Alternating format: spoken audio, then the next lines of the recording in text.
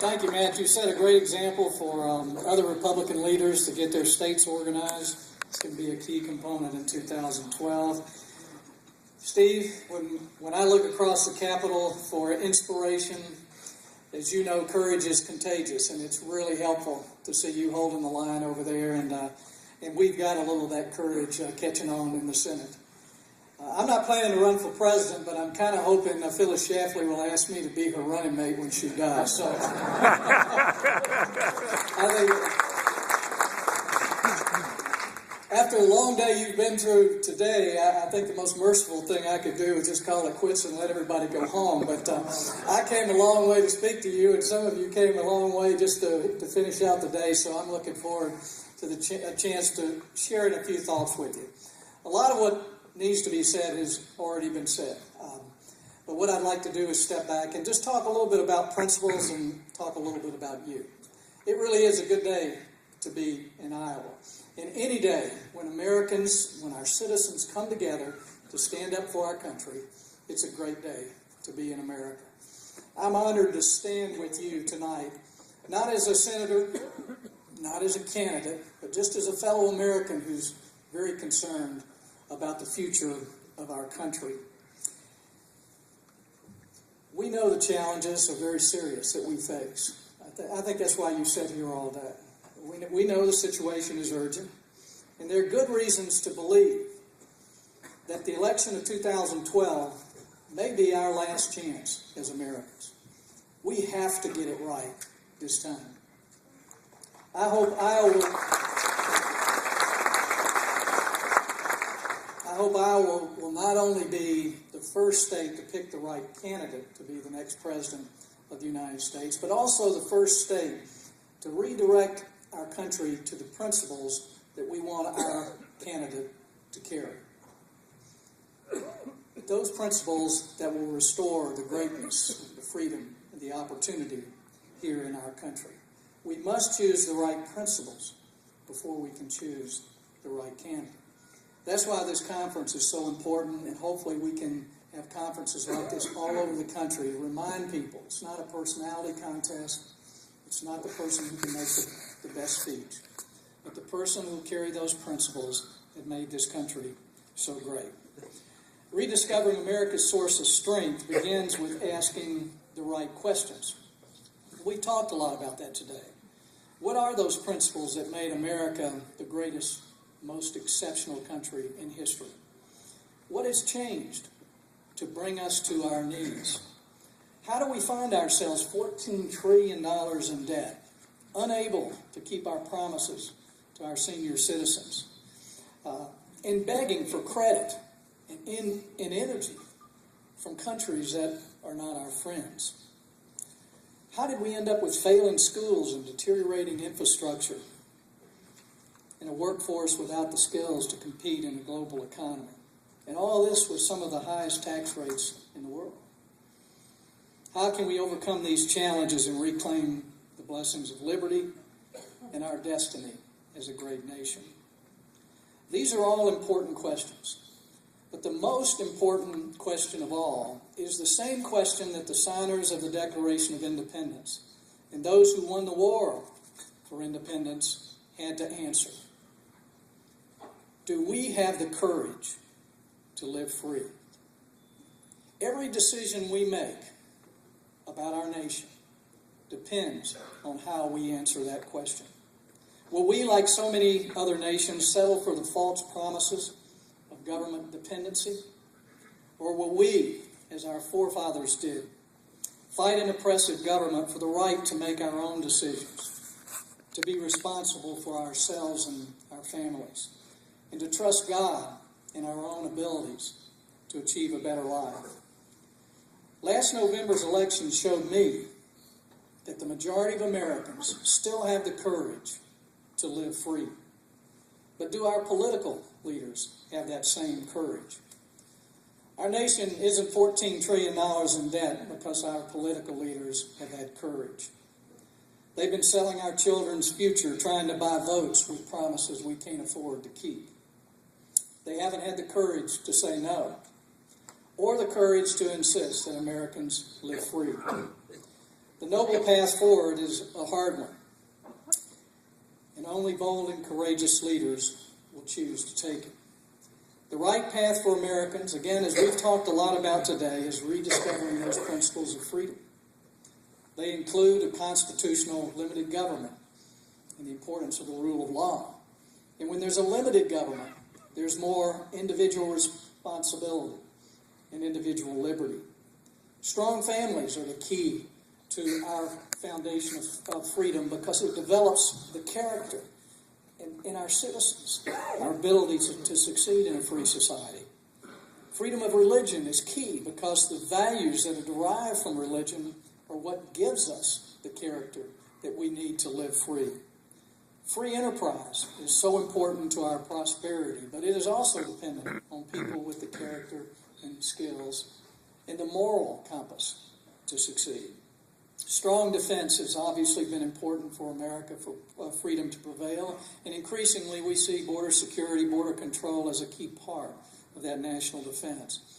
And perhaps maybe the most overriding principle in our country is that spirit of independence for the individual citizen, but also our country as a whole.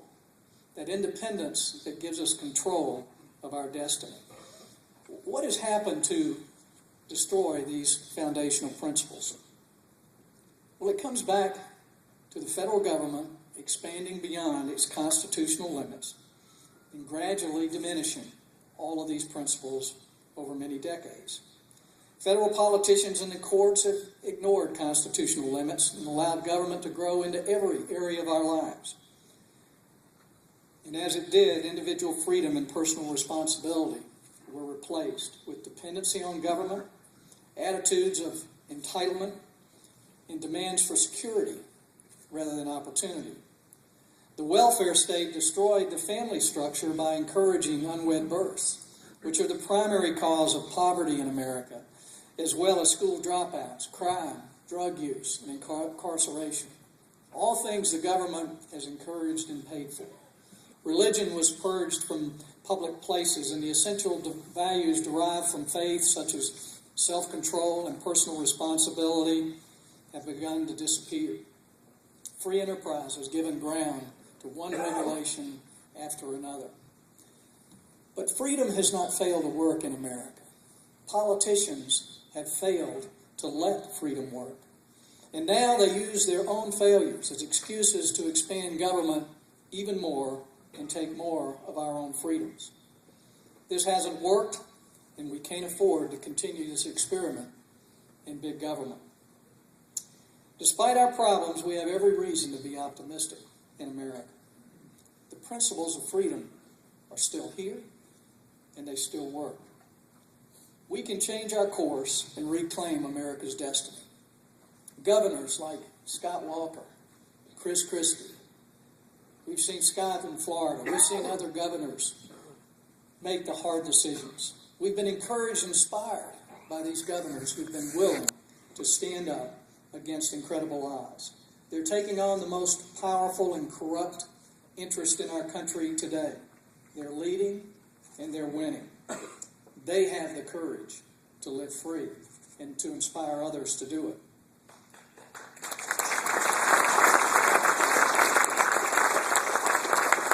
They're defying the odds just like the voters did last year in that earthquake election. Rock-solid conservative candidates won in races the Washington establishment told us they never could win. But they had the courage to tell voters the truth, which was government must do less rather than more. In Florida, the choice was between Charlie Crist and Marco Rubio. Marco Rubio talked about American exceptionalism and freedom, and the people of Florida had the courage to live free. I now serve with Senator Marco Rubio. In Utah, incumbent Senator Bob Bennett, a champion of earmarks and an opponent of a balanced budget, was challenged by a young man who never run for public office, Mike Lee, who was a staunch constitutional conservative.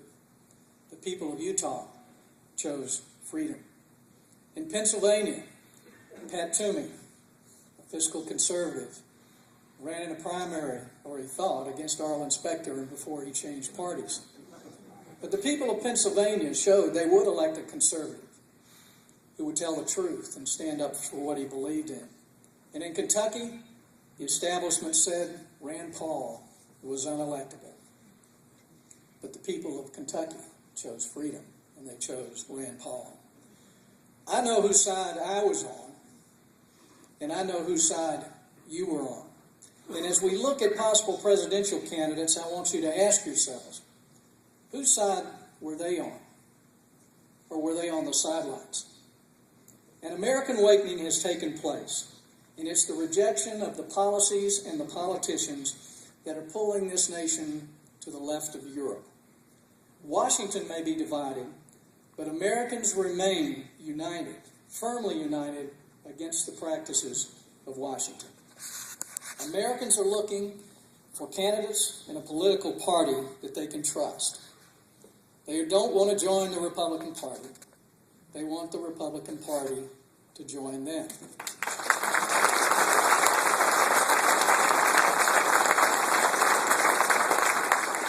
That's why the Republican Party has done well in Iowa. You have joined the people who believe in freedom. The Democrat Party has disqualified itself from any discussion about saving our country from fiscal disaster. Their unsavory alliance with government unions and union bosses has really made it impossible for them to participate honestly in any debate about spending, reducing debt, or reducing the size of government. From Washington all the way to Wisconsin, the Democrats are running from our budget problems. The political power in the Democrat Party comes from growing government and buying votes with taxpayer money. That money has run out. There are good solutions to our problems. This is not a doomsday scenario in America. In fact, I think the urgency to cut spending and reduce the size of the government is one of the greatest opportunities of our lifetime. And it gives this generation the opportunity to be the greatest generation of all, if we have the courage to make the right decisions. But this is not a matter of what else the government can do. This is a matter of what the government must let go of. There are only a few things the federal government must do, fewer that it can do well, and still fewer that we can afford to do. One of the first things the federal government must let go of is health care. We must repeal Obamacare. And I was glad to hear that time and time again today. This will save over $1 trillion and allow states to develop better and better ways to improve health care plans. We must cut trillions in spending, and we must balance our budget, and we must pass a balanced budget amendment to the Constitution to force Congress to balance its checkbook every year like so many states have to. There are no restraints on Congress. We never vote to cut anything, except maybe before this continuing resolution process is over, we might vote to cut what we borrow every day for a year. But folks, in my 12 years in the House and the Senate, I can't remember ever voting to cut anything, despite all the waste. We need an amendment that will force us to do this. We must not only cut. In fact, if we only cut, we're going to hurt our country. We need to figure out what we have to let go of and recognize that there are freedom solutions that will actually give Americans more when they pay less to the federal government. Let me just go through a few of these, and I know we've talked about a lot of policies today, but I don't want to just talk about the problems, because again, I see this as the greatest opportunity that we've had since I ran for office 12 years ago, because there's a real sense of urgency to make changes. Think about education, for one. Since the federal government began to increase its involvement in the 1960s and then just started the Department of Education in the 70s, the quality of American education relative to other countries has declined. They can't find statistics that are going to disprove that. About 50% of the administrative costs of public education is related to federal mandates and involvement, all the red tape and bureaucracy. But the federal government provides less than 10% of the funding for education. So really 100% of the control, very little of the funding. If the federal government eliminated the Department of Education, cut all federal funding, it would be the most pro-education move we could make. More money would be in the classroom in every state. More states would have choices and flexibility to innovate and do the things they need if the federal government wasn't involved. This would save the federal government billions of dollars and improve education in our country. We don't need a new federal program. We don't need more federal spending for education. What we need is to get education out of Washington so it can work. That's a freedom solution. Think about transportation. The Department of Transportation was formed to build our interstate highway system. Folks, that's pretty much done. But 18 cents out of every gallon you buy goes to the federal government. And now they essentially control every road and bridge that's built at the state and local level and actually add a lot of the cost by all of the regulations they put on. If only 3 cents went to Washington out of every gallon just to maintain federal roads, and the rest stayed in the states, states would have more money to spend on their roads and bridges and infrastructure, and we could eliminate the Department of Transportation or combine it with some other function there. We don't need to start a new program. We can have better roads and bridges without the federal government trying to run things. Think of the real big one, energy. America has more energy than any country in the world, more oil and natural gas. Yet we export hundreds of billions of dollars a year to bring back oil to our country. We're dependent on countries that aren't our friends. What if we just opened up our energy capacity here in this country and allowed states to develop their energy resources? Natural gas is plentiful, a third less polluting than coal or gas. States like South Carolina have a lot of it off the coast. But we could keep hundreds of billion dollars, hundreds of thousands of jobs. We could increase revenue to the states and the federal government without one taxpayer dollar being spent, without any federal program, just by letting freedom work in the energy sector. That's a freedom solution. We cannot continue to be dependent on countries that would like to destroy us. We've talked a lot about health care. There's so many good health care solutions out there, a lot of plans on the table. We need to have a system in our country that allows individuals to buy, own, and afford their own health insurance plans. It wasn't a matter that the system wouldn't work because freedom didn't work. The government had so many obstacles that it made it hard for individuals to buy their own health plans. They couldn't deduct it if they bought it, only their employers could. They couldn't shop across state lines to get cheaper policies. They wouldn't allow businesses to join together to offer less expensive plans to people. They wouldn't allow us to take our policies into retirement by using what we pay into Medicare to help us pay for it. They did almost everything they could to keep us from having individual plans. If we got the government out of the way, individuals could own their own health care, and we could save the trillions of dollars that we're wasting. We could block grant back to the states, and states have already shown they could do it for less and do it better. Social Security. Freedom solutions are all across Social Security. Keep our promises to seniors. We don't need to change their benefits. Folks, but if you give younger workers choices, 401k type of plans, they would pick those in a minute because they don't think they're going to get a dime out of this current program. We could save the federal government billions.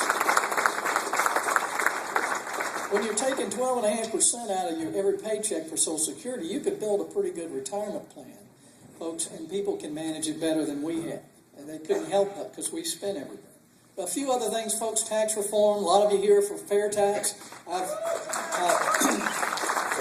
There's nothing more, if you were talking about job creation, we export more jobs by what we do with our tax code than anything I can think of.